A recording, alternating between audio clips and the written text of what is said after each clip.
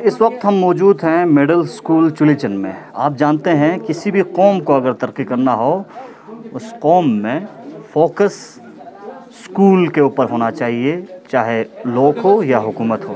तो जाहिर सी बात है, अगर हम बता दें दूर दराज इलाकों में, रूरल एरिया में रह रहे लोगों के लिए तालीम के ऊपर फोकस करना और भी इम्पोर्टेंट रहता है। और तालीम के ऊपर, तालीम के हवाले से जो इंफ्रास्ट्रक्चर को डेवलप करने के लिए गवर्नमेंट की तरफ से मदद और भी ज़रूरतमंद होता है। इस स्कूल के बारे में हम आपको बता दें, ये स्कूल 1955 में बना है और 1955 से 2020 तक सिर्फ एक बार ये स्कूल अपग्रेड हुआ है।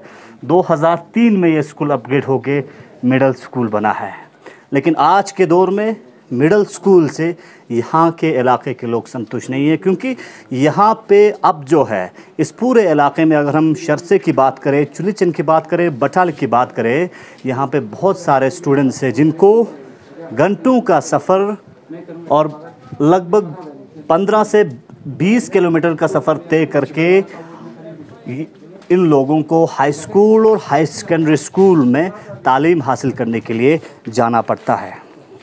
लगातार हम आपको इस स्कूल का इंफ्रास्ट्रक्चर दिखा रहे हैं। आप देख सकते हैं चुलीचंद मिडिल स्कूल का इंफ्रास्ट्रक्चर बहुत बेहतरीन इंफ्रास्ट्रक्चर है। बहुत अच्छी तरीके से इस स्कूल को बनाया है। हालांकि ये पुराना ये जो बिल्डिंग है, ये पुराना इंफ्रास्ट्रक्चर है। उस वक्त ये जो इस बिल्डिंग में स्टूडेंट्स पढ़ाई करते थे। अब यहाँ पे ये जो नया बिल्डिंग, इस बिल्डिंग को कंस्ट्रक्ट किया है, इस बेहतरीन इंफ्रास्ट्रक्चर को बनाया है और साथ ही साथ को करिकुलर एक्टिविटीज़ के लिए बेहतरीन ग्राउंड भी है। इस हवाले से इस स्कूल को 1700 फीट फाउंडेशन ने भी अडॉप्ट किया है और इस स्कूल के इंफ्रास्ट्रक्चर को डेवलप करने की कोशिश की है। आप देख सकते हैं यहाँ पे को करिकुलर एक्टिविटीज़ के लिए मुख्तलिफ जो चीज़ें हैं वो 1700 फीट फाउंडेशन की तरफ से बनाया गया है। और साथ ही साथ यहाँ पे अंदर, स्कूल के अंदर, इससे हमने पहले आपको दिखाया था, लाइब्रेरी बनाया है, स्मार्ट लाइब्रेरी बनाया है। यहीं के लोगों से जानना चाहेंगे कि इस वक्त यहाँ के लोगों का क्या डिमांड है, क्यों यहाँ के लोग चाहते हैं कि स्कूल को और अपग्रेड होके हाई स्कूल बनाए या हायर सेकेंडरी स्कूल बनाए। जनाब, क्या कहना चाहेंगे? पहले तो ये है सर, हाई स्कूल का डिमांड जो है इसलिए कर रहे हैं क्योंकि यहाँ से सिल्मो हाई सेकेंडरी तक जब मेडल पास होने के बाद हमारे बच्चों को कम से कम 30 से 35 किलोमीटर जाने में और आने में, दोनों के बीच में कम से कम 50 किलोमीटर की सफ़र तय करना होता है और कोई ट्रांसपोर्टेशन सिस्टम भी नहीं है।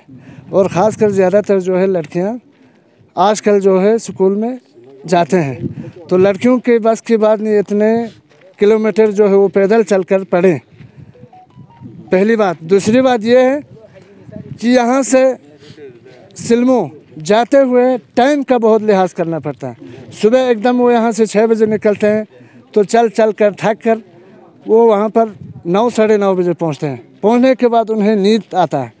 बच्चे हमारे को वापस आकर शिकायत करते हैं, ऐसे हालात है, हम पढ़ नहीं सकते वहाँ पर जाकर। यहाँ पे पढ़ रहे स्टूडेंट्स को काफ़ी दिक्कतों का सामना करना पड़ता है, क्योंकि यहाँ से 8th क्लास पास करने के बाद यहाँ के स्टूडेंट्स को यहाँ से सिल्मो के लिए जाना पड़ता है। लगभग दिन में बिना ट्रांसपोर्टेशन के 30 से 40 किलोमीटर का सफ़र तय करते हैं। इस हवाले से यहाँ के लोकल्स का मानना है कि सुबह सवेरे लगभग सुबह के 5-6 बजे यहाँ के स्टूडेंट्स सफ़र करना शुरू करते हैं अपने हायर सेकेंडरी की तरफ और शाम के 8 से 9 बजे के बीच में वापस पहुँचते हैं। वापस पहुँचने के बाद यकीनन उनकी जेन्युइन जायज़ डिमांड भी है और साथ साथ जायज़ शिकायत भी है। वो इसलिए क्योंकि वहाँ से वापस पहुँचने के बाद घर में बिल्कुल थके पड़े वापस पहुँचते हैं।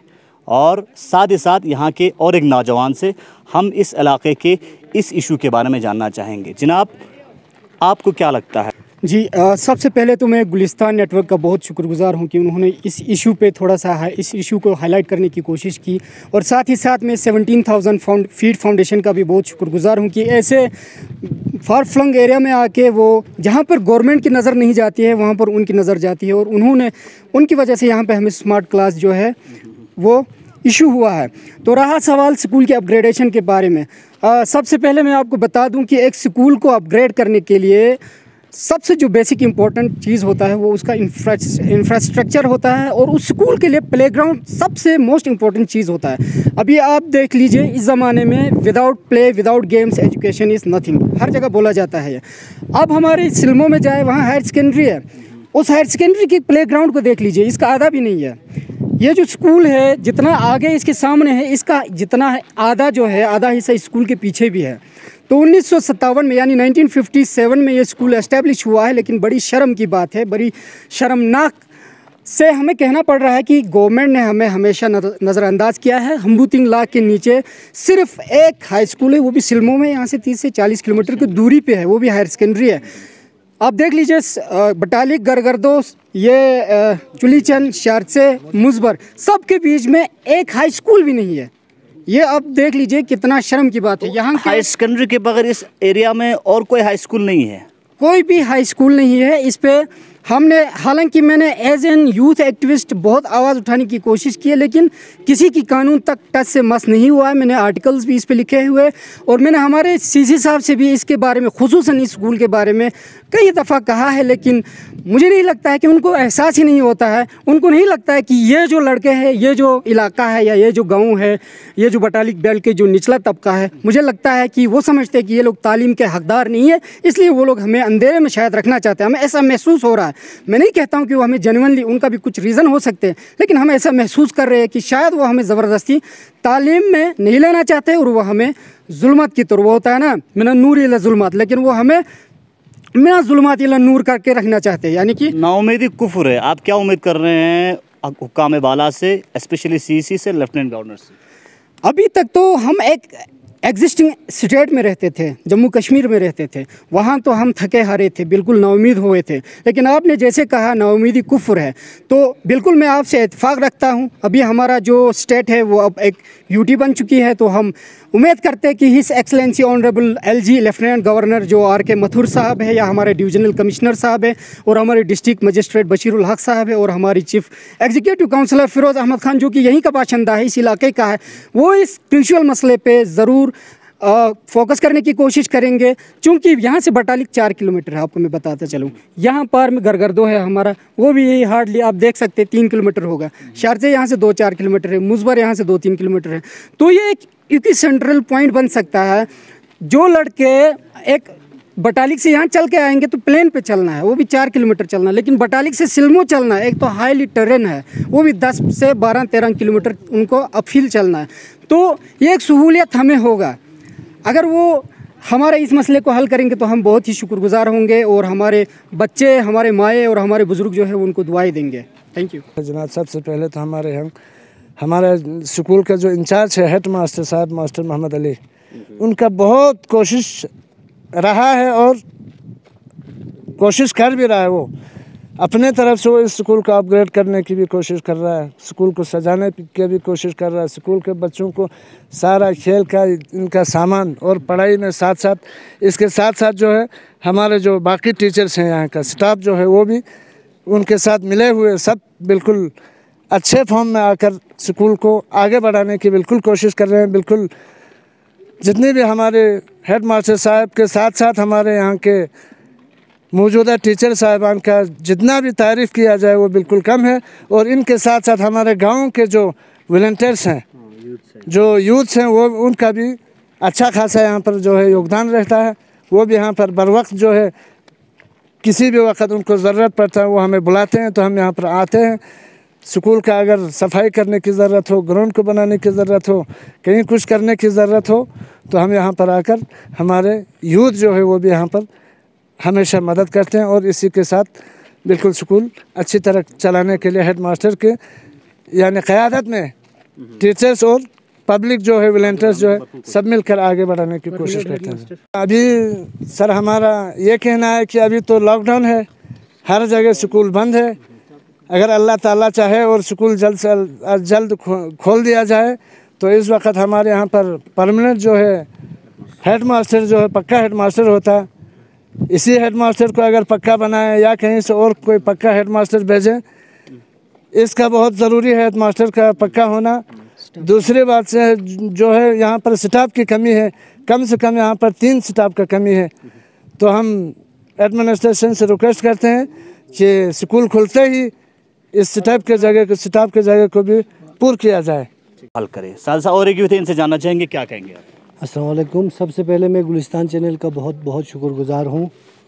बहुत बार देखता हूँ कि पब्लिक के छोटे छोटे इश्यूज़ को जहाँ जिस इलाके में भी हो, पब्लिक किसी मुसीबत में हो, गुलिस्तान चैनल पब्लिक का आवाज़ बन के हर जगह पहुँचता है। तो इस स्कूल के मुताल्लिक़ जनाब मैं आपको बताऊँ कि हमने अपना जो तालीम है, बेसिक तालीम इसी स्कूल से हासिल किया है।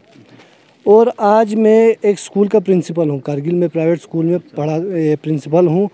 तो मैं जानता हूँ कि स्कूल के बच्चों को सबसे जो प्रीशियस जो टाइम होता है, इस स्कूल को अपग्रेड करने का हमारा सबसे जो मेरे नज़र में जो मकसद है, as a principal, as a parents, मैं जानता हूँ कि स्कूल में तालीम हासिल करना अलग एक चीज़ है, घर पे बच्चों को हमने होमवर्क कराना वो अलग एक चीज़ होता है। उसके बीच में जो एक टाइम होता है, एक गैप होता है, पेरेंट्स और टीचर के बीच में जो एक गैप होता है, अक्सर बच्चे, अक्सर टीनेजर जो है उस गैप में बिगड़ जाते हैं। तो मैं खुद जानता हूँ, हमने यहाँ से सिल्मो सफ़र करके अपना तालीम हासिल किया है 10th तक।